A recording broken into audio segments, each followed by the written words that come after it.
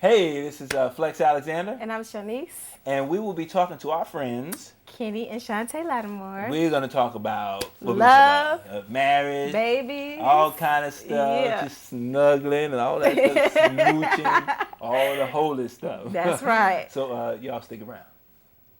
Hey, I'm Kenny Lattimore. And I'm Chante Moore. And we're going to be talking with Flex and Shanice about faith and life. Everything. And just everything. Postpartum, everything. We uncovering the covered. Okay? Yeah, yeah. We talking one-on-one. Get it? I like that. But it ain't one-on-one. It's two-on-two, so never mind.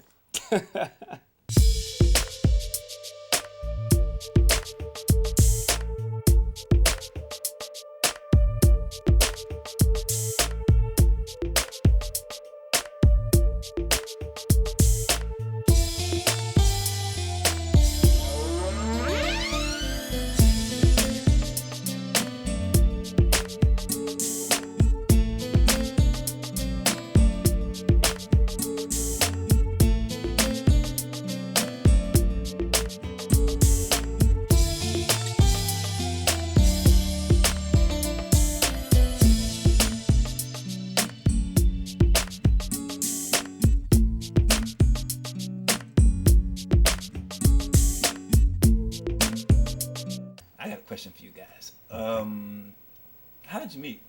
Because that's one thing we never talk about. Yeah. Really? After all these years. How did you That's guys true. I meet? don't remember talking about that. What was the magical day? When did you know? You know what? Actually, we met back in maybe '97, doing the award shows and all that. You know how you run into people because of having our own solo careers or whatever. Kept us. I know I was real busy in Hollywood trying to come up. Wow. Yeah. All right. Chante was up, so I found myself in a room, and she was doing an interview or something. I kind of popped my head, and they invited me to come in. But in terms of us really meeting, Yeah. I went to see her at a Will Downing show actually, and he invited me to come to the show, and I was like, "Who's performing?" He said Chante Moore, and I think Jonathan Butler. And I had never seen her perform live. So she just knocked my socks off Knocked that you off night. your Wow. I was like, man, this woman can sing. And she's fine. And good gracious. I mean, all the way head to toe. I was looking at her feet even. Ooh. Yeah. So you took the toes. But that night though, I didn't actually get a chance to see her that night because she was praying with the women from church before the tour, and I didn't know where she was. They went into some mysterious room, I guess. So We they- were in my dressing room. Nobody told me. Nobody said he was there. He was They knocking on the announced door, me. and then we just started chilling out talking. They was hating. See, that's what it was. They were Nobody hating said on me. nothing. But I ended up going to New Jersey again. It was, I mean, purely, I believe, God sent, God made, because I happened to be in New York at the same time that the show was there doing something for Vibe magazine, and at that moment I went back and no, not at that moment, but ended up going to the show and seeing her after. And she knew she was feeling me. Oh, yeah. I know what you're saying. Now what really happened was he I was wanna hear a your stalker, and then let me go out and see this poor boy who's following me around the country. That's what really had He happened. was in Cincinnati, like he's here again. I know. Kenny Lattimer's out there. Don't tell me. They No. forced me to get into the car and go. But no, we met, we exchanged numbers, we hooked up. Wow, maybe a month or so went by. But when she got off the tour, she did call me. See, and Only reason why I called him because first he gave me his assistant's number, and I was like, it was not gonna happen. He was like, I'm moving, and I am moving, and this is my assistant's number, and I was like, move on, butter. Just keep on So moving. how long did you guys date before you got married? before we got married, Yeah. 6 months. yeah, It this was was a a month. this was a whirlwind Wow. romance. See? That sounds like us. It was good like we though. knew, huh? Yeah, but we were a little older in life and more experienced with. Well, I've been more experienced with the marriage thing, and I knew what I wanted. I knew what I was looking for, and I had never dated a man who was really saved. And being a person who was a believer, it was a really big deal that I actually was attracted to somebody who loved the Lord and they understood my job, because Right. most guys in the church are like, you know, you need to sit down and be an usher or something. Right.